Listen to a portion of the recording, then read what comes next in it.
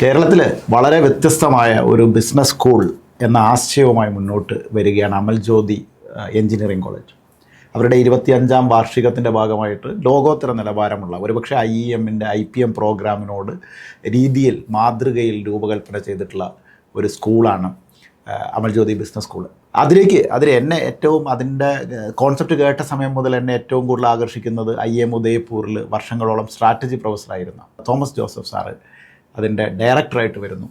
Max പ്ലാങ്കിലെയും അതേപോലെ ബോസ്റ്റണിലെയും അങ്ങനെ ലോകത്തിലെ ഏറ്റവും നല്ല കോളേജുകളിൽ ബിസിനസ് പഠിച്ചിട്ടുള്ള ഒരാൾ കേരളത്തിൽ അദ്ദേഹത്തിൻ്റെ കൂടെ വർക്ക് ചെയ്തിരുന്ന ആളുകളെ ഫാക്കൽറ്റി ആക്കിക്കൊണ്ട് ഒരു സ്ഥാപനം തുടങ്ങുമ്പോൾ അതിനെന്തായാലും ഒരു വ്യത്യാസം ഉണ്ടാവും. ഇന്ത്യയിലും മിഡിൽ ഈസ്റ്റിലും യൂറോപ്പിലുമായിട്ട് പല രാജ്യങ്ങളിലായിട്ടാണ് ഈ 3 രാജ്യങ്ങളിലായിട്ട് 4 വർഷത്തെ ഒരു BBA പ്രോഗ്രാം പൂർത്തിയാവുന്നു. അങ്ങനെ ഒരുപക്ഷെ നമ്മളുടെ അടുത്ത തലമുറ ഒരു ബിസിനസ് പഠിക്കേണ്ടത് എന്ത് തരം സ്കൂളിൽ നിന്നാണ് എന്ന ഒരു സ്വപ്നത്തിൽ തുടങ്ങിയ അമൽ ജ്യോതി ബിസിനസ് സ്കൂളിൻ്റെ ഡയറക്ടറായിട്ടുള്ള IIMലെ പ്രൊഫസറായിരുന്നു തോമസ് ജോസഫ് സാറിൻ്റെ കൂടെയാണ് നമ്മളിപ്പം. എന്തായാലും ആ സ്വപ്നത്തിന് വലിയ കഥകൾ കേൾക്കാം എന്നുദ്ദേശിച്ചാണ് ഞാനിവിടെ വന്നത്.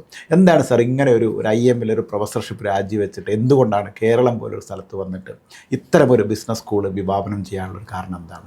ഞാൻ IIMന്ന് കേരളത്തിലേക്ക് വരുന്നത് തന്നെ ഒരു 2015 നമ്മളെ Kerala state innovation council 2014 form ചെയ്യുന്നതിൻ്റെ ഭാഗമായിട്ടൊക്കെയാണ് ലീവ് എടുത്തിട്ട് ആ കാലത്തെ സർക്കാരിൻ്റെ കാലത്താണ് ഞാൻ വരുന്നത്. പിന്നെ ഞാൻ അക്കാഡമിക്സ് എന്നൊക്കെ 2021 മാറി സ്റ്റാർട്ടപ്പിലും പിന്നെ ഒരു ഫ്രഷ് സ്റ്റാർട്ടപ്പും ഒക്കെ ആയിട്ട് മുന്നോട്ട് പോവുകയായിരുന്നു.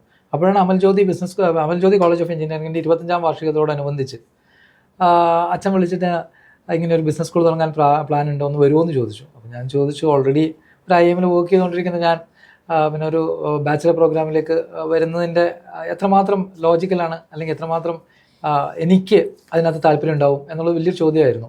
അപ്പോൾ അച്ഛൻ പറഞ്ഞു, ഞങ്ങൾക്കൊരു വേൾഡ് ക്ലാസ് സംഭവം തുടങ്ങാനാണ്. അപ്പോൾ ഈ വേൾഡ് ക്ലാസ് എന്ന് പറഞ്ഞപ്പോൾ എനിക്ക് വളരെ ക്യൂരിയോസിറ്റി വന്നു. വേൾഡ് ക്ലാസ് എന്ന് പറഞ്ഞപ്പോൾ ഞാൻ ചോദിച്ചു, അപ്പോൾ വേൾഡ് ക്ലാസ് എന്ന് പറഞ്ഞു കഴിഞ്ഞാൽ ഒരു സീരിയസ്ലി ഒരു വേൾഡ് ക്ലാസ് ആണോ ഉദ്ദേശിക്കുന്നത്? അപ്പോൾ അച്ഛൻ പറഞ്ഞു, അതെ, പക്ഷേ അത് ഡിഫൈൻ ചെയ്യേണ്ട ഉത്തരവാദിത്വം നിൻ്റെതാണെന്ന് പറഞ്ഞു. അപ്പോഴാണ് ഞാൻ അതിനെക്കുറിച്ച് ആലോചിച്ച് തുടങ്ങിയത്.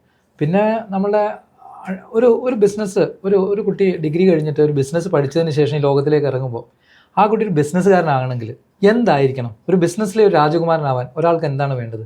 അപ്പോഴാണ് ഈ രാജകുമാരൻ എന്ന് പറയുന്ന ഈ കോൺസെപ്റ്റിനെ കുറിച്ച് ഞാൻ ആദ്യം മുതൽ ചിന്തിച്ചു തുടങ്ങിയത്. ഈ രാജകുമാരന്മാരെ എന്താ പഠിപ്പിച്ചിരുന്നത്? അത് നമുക്ക് അലക്സാണ്ടർ കാലം മുതൽ അക്ബറിൻ്റെ കാലം വരെ നമുക്ക് രാജകുമാരന്മാരെ കുറിച്ച് പഠിക്കാം. അല്ലെങ്കിൽ നമ്മുടെ ശ്രീമൂലം തിരുനാളിനെ കുറിച്ച്, സ്വാതി തിരുനാൾ ഒക്കെ നമുക്ക് രാജാക്കന്മാരെ എങ്ങനെയാണ് ചെറുപ്പത്തിൽ പഠിപ്പിച്ചിരുന്നതെന്ന് ആലോചിക്കാമെന്ന് വിചാരിച്ച് തിരിഞ്ഞു നോക്കിയപ്പോഴാണ് മനസ്സിലായ ഈ രാജാക്കന്മാരെ എല്ലാവരെയും എല്ലാ തരത്തിലും, ചരിത്രം മുതൽ സോഷ്യോളജി മുതൽ സൈക്കോളജി മുതൽ മാത്തമാറ്റിക്സ് മുതൽ ഇംഗ്ലീഷ് മുതൽ എവ്രി സബ്ജക്ട്സ് അവരെ പഠിപ്പിക്കുന്നുണ്ടായിരുന്നു. അതിന് പുറമെ സ്പോർട്സും ആർട്സും ഒക്കെ, നീന്തലും സൈക്ലിങ്ങും ഡ്രൈവിങ്ങും ഒക്കെ പഠിപ്പിക്കുന്നുണ്ടായിരുന്നു. അവർ ഒരു കാര്യം മാത്രമേ അവരെ പഠിപ്പിക്കാത്തതുള്ളൂ, കാരണം അത് പ്രാക്ടീസ് ചെയ്യുന്ന അപകടമായതുകൊണ്ടാണ്. അത് മെഡിസിനാണ്. മെഡിസിൻ ഒഴിച്ച് എല്ലാ സബ്ജക്ട്സും പഠിപ്പിച്ചിട്ടാണ് ഒരാളെ രാജകുമാരനാക്കിയിരുന്നത്. അപ്പോൾ ഒരു ബിസിനസ്സിൽ ഒരു രാജകുമാരനെ നാളെ സൃഷ്ടിക്കണമെങ്കിൽ ഈ മെഡിസിൻ ഒഴിച്ച് ബാക്കി എല്ലാ സബ്ജക്ട്സും പഠിപ്പിക്കേണ്ടത് ആവശ്യമാണെന്നുള്ള എൻ്റെ തോന്നൽ മാനേജ്മെൻറ്റുമായിട്ട് പങ്കുവച്ചപ്പോൾ മാനേജ്മെൻറ്റും അതിനകത്തെ ബോർഡ് ഓഫ് ഡയറക്ടേഴ്സും ഒക്കെ അതിനോട് എഗ്രി ചെയ്യുകയും അതിനോട് നമുക്ക് എങ്ങനെ താതാത്മ്യം പ്രാപിക്കാമെന്ന് ആലോചിച്ചപ്പോഴാണ് മനസ്സിലായത് ഏറ്റവും നല്ല ഇൻഫ്രാസ്ട്രക്ചറുള്ള എഞ്ചിനീയറിംഗ് കോളേജാണ് Amal Jyothi college of engineering ഇപ്പോൾ കേരളത്തിൽ. 1,600 കോടി രൂപ സ്പെൻഡ് ചെയ്തിട്ടുണ്ടാക്കിയേക്കുന്ന ഇൻഫ്രാസ്ട്രക്ചറാണ്. ആ ഇൻഫ്രാസ്ട്രക്ചറിനകത്തെ ലാബുകളൊക്കെ നമ്മൾ കണ്ടു കഴിഞ്ഞാൽ ഞെട്ടിപ്പോവും. അതിനകത്ത് ആ ക്യാമ്പസിനകത്ത് തന്നെയുള്ള പിന്നെ ലേഡീസിന് പോകാനുള്ള സ്കൈവേ 600 മീറ്റർ നീളത്തിലാണ് കോളേജിൽ നിന്ന് ലേഡീസ് ഹോസ്റ്റലിലേക്കുള്ള സ്കൈവേ. അത് തന്നെ ഒരു ഗിന്നസ് ബുക്ക് ഓഫ് വേൾഡ് റെക്കോർഡ്സിലാണ്.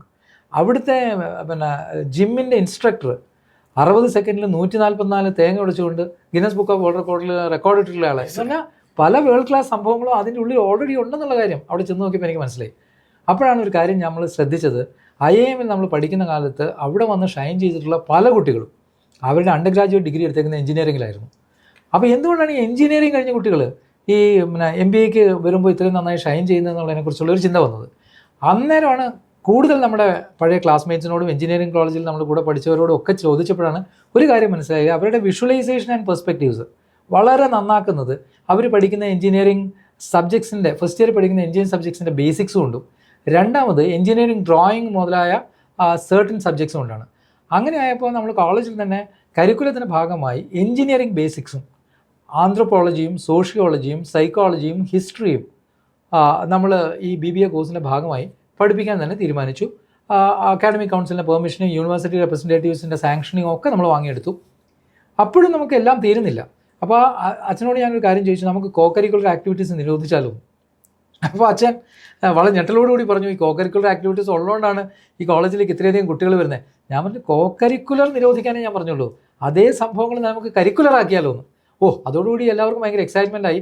അതുപോലെ ഡാൻസ്, പാട്ട്, ഡാൻസ് എന്നൊക്കെ പറയുമ്പോൾ ബോഡി പെർക്കഷൻ, ബോഡി റിതം, അതുപോലെ സ്പോർട്സ് എന്ന് പറഞ്ഞാൽ ബോൾ സെൻസും അതിനോട് അനുബന്ധിച്ചുള്ള കാര്യങ്ങളും. അപ്പോൾ ഒരു 2 ഇൻഡോർ ഗെയിംസ്, 2 ഔട്ട്ഡോർ ഗെയിംസ്, പിന്നെ ഒരു ഇൻസ്ട്രുമെൻറ്റ്, അതിൻ്റെ കൂടെ ഡാൻസ് റിതം, ഇതൊക്കെ നമ്മൾ കരിക്കുലത്തിൻ്റെ ഭാഗമാക്കുന്നതിനെക്കുറിച്ച് ചിന്തിച്ചു. അവിടെ കൊണ്ടും തീർന്നില്ല. അത് കഴിഞ്ഞപ്പോഴാണ് നമ്മൾ ആലോചിച്ചത്, സാധാരണ ഒരു ബിസിനസ് എക്സിക്യൂട്ടീവിന് നാച്ചുറലായിട്ട് അറിഞ്ഞിരിക്കേണ്ട കാര്യമാണ് സൈക്ലിങ്, ഡ്രൈവിങ്, പിന്നെ കേരളത്തിൽ ജീവിക്കുന്ന എല്ലാവരും അറിഞ്ഞിരിക്കേണ്ട മറ്റൊരു കാര്യമാണ് സ്വിമ്മിങ്. അങ്ങനെ അത് മൂന്നും വീണ്ടും അതും കരിക്കുലത്തിൻ്റെ ഭാഗമാക്കാൻ തീരുമാനിച്ചു. ചുരുക്കത്തിൽ പറഞ്ഞു കഴിഞ്ഞാൽ മെഡിസിൻ ഒഴിച്ച് പ്രാക്ടിക്കലി എവ്രിതിങ് കരിക്കുലത്തിൻ്റെ ഭാഗമാക്കാൻ നമ്മളങ്ങ് തീരുമാനിച്ചു. എന്ന് മാത്രമല്ല, ഇത് പഠിപ്പിക്കാൻ എന്തുകൊണ്ട് എല്ലാ വേൾഡ് ക്ലാസ് ആൾക്കാരെയും നമുക്ക് കിട്ടില്ല എന്നുള്ളതാണ് ചോദ്യം. അപ്പോഴാണ് 22 വയസ്സ് അല്ലെങ്കിൽ 17 വയസ്സ് മുതൽ നമ്മുടെ കൂടെ പഠിച്ചവരും പഠിപ്പിച്ചവരും നമ്മളെ കൂടെ വർക്ക് ചെയ്തവരുമായിട്ടുള്ള വേൾഡ് ക്ലാസ് ആയിട്ടുള്ള ടീച്ചേഴ്സ് പലരും, നമ്മൾ ഇന്ത്യയിൽ അറിയപ്പെടുന്ന പല വ്യക്തിത്വങ്ങളും വന്നിട്ട് ഓരോ സബ്ജക്ട്സ് പഠിപ്പിക്കാമെന്ന് അവരും കൂടി ഓഫർ ചെയ്തതോടുകൂടി എന്തുകൊണ്ട് ഒരുപക്ഷെ സ്വപ്നം കാണുന്നതിനപ്പുറത്തേക്ക് ഒരു world class under graduate program, അത് BBA ഓണേഴ്സ് 4 ഇയേഴ്സിൽ ബിസിനസ് പഠിച്ചു കഴിഞ്ഞാൽ നിങ്ങൾക്ക് വേറൊരു ഇൻസ്റ്റിറ്റ്യൂട്ടിലും പോയി പഠിക്കേണ്ടാത്ത തലത്തിലുള്ള ഒരു സംഭവത്തിലേക്ക് നമുക്ക് ഉണ്ടാക്കാൻ പറ്റുമെന്ന് മനസ്സിലായതിനെ തുടർന്നാണ് ഈ കോഴ്സ് ലോഞ്ച് ചെയ്യാൻ തീരുമാനിച്ചത്. അപ്പോൾ ഇതിൽ ഈ 3 വർഷം, എനിക്ക് തോന്നുന്നു 1 വർഷം ഇന്ത്യയിൽ, 1 വർഷം മിഡിൽ ഈസ്റ്റിൽ, 1 വർഷം യൂറോപ്പിൽ, അതെങ്ങനെയാണ് വർക്ക് ചെയ്യുന്നത്? അങ്ങനെയല്ല, നമ്മൾ ഉദ്ദേശിച്ചത് ഓരോ വർഷമായിട്ടല്ല ഉദ്ദേശിച്ചത്. ക്ലാസ്സുകളൊക്കെ നമ്മൾ ഇന്ത്യയിൽ തന്നെയാണ് ചെയ്യുന്നത്. ഇന്ത്യയിൽ തന്നെ ചെയ്യുമ്പം സർട്ടൻ ക്ലാസ്സുകളൊക്കെ ഫാക്കൽറ്റിയുടെ സൗകര്യാർത്ഥം മറ്റ് സിറ്റികളിലേക്കൊക്കെ കൊണ്ടുപോയിട്ട് ചെയ്യാനുള്ള സൗകര്യങ്ങളുണ്ട്.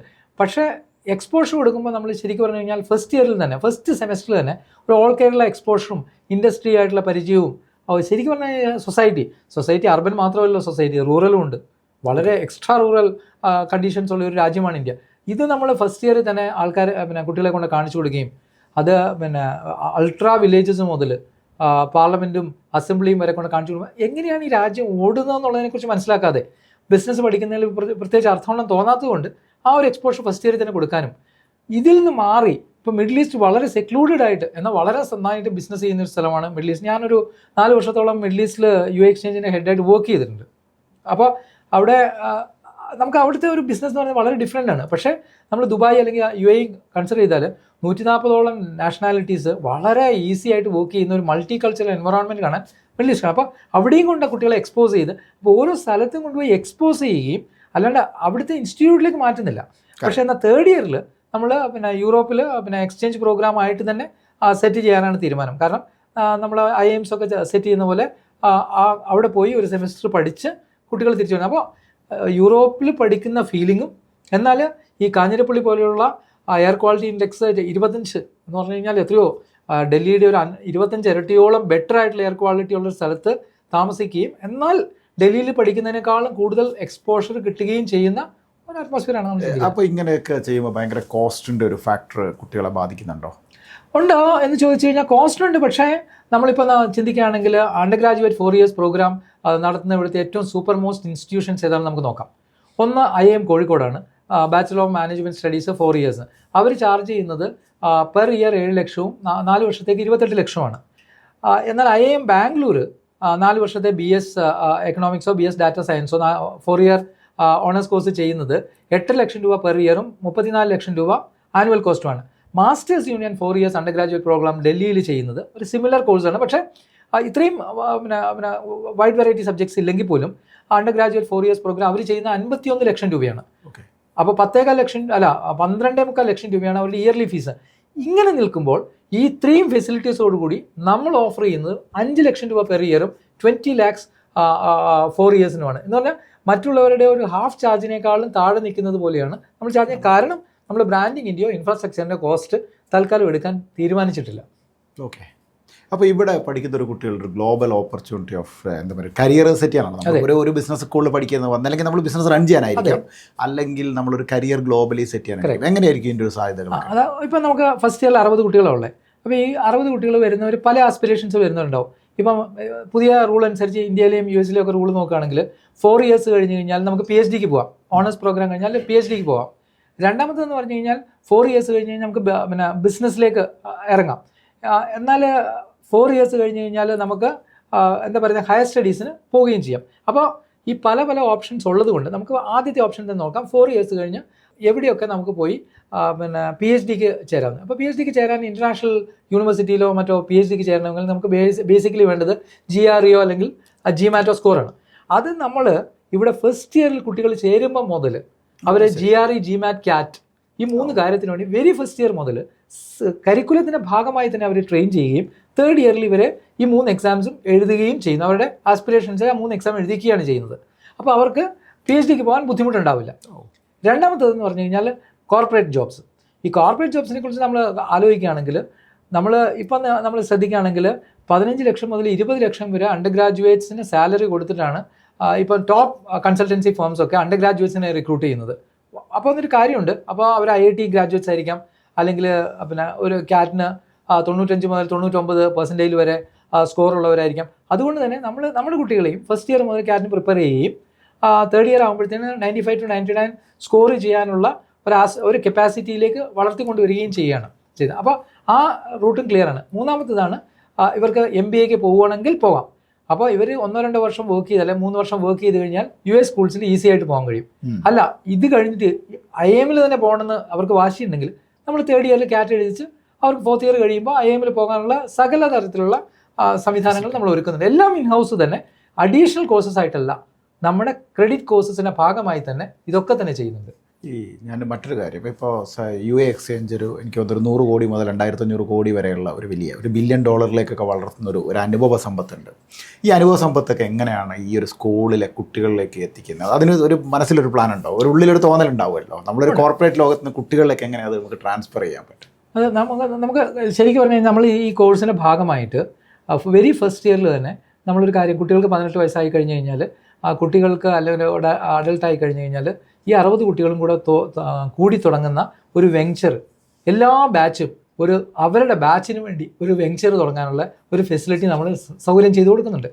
അത് തുടങ്ങുമ്പോൾ അവർക്ക് ഒരു കമ്പനി രജിസ്റ്റർ ചെയ്യുന്ന മുതൽ ആ കമ്പനിയുടെ എല്ലാ ഫങ്ഷണാലിറ്റീസും എങ്ങനെ റൺ ചെയ്യാമെന്ന് അവർക്ക് മനസ്സിലാകുകയും 4 വർഷം കഴിഞ്ഞ് അവർ ഇവിടുന്ന് പിരിഞ്ഞു പോകുമ്പോൾ എല്ലാ വർഷവും ആനുവൽ ജനറൽ ബോഡി മീറ്റിങ്ങിന് അലുമിനി മീറ്റിംഗ് പോലെ അവർ തിരിച്ചെത്തുകയും ചെയ്യുന്ന പോലത്തെ ഒരു സംവിധാനം ഞങ്ങൾ ഇപ്പോഴേ പ്ലാൻ ചെയ്തിട്ടുണ്ട്.